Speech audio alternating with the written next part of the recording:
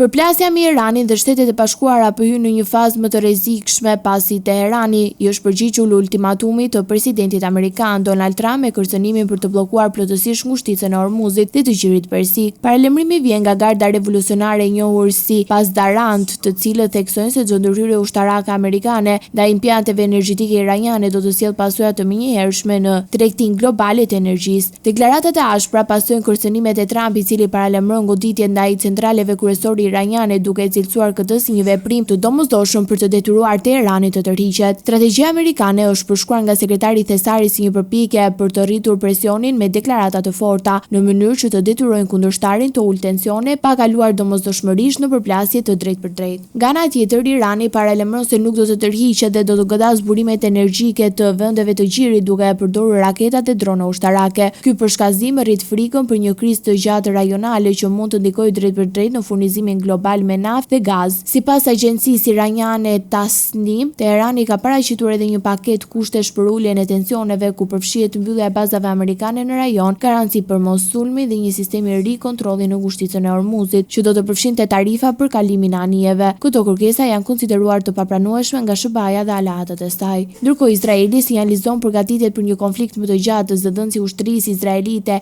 Efie Defrin deklaroi se vendi po përgatitet për javë të tëra përballje me Iranin dhe aleatët e tij, duke shtuar se çdo ditë që kalon dobëson më tej kapacitetet e regjimit iranian.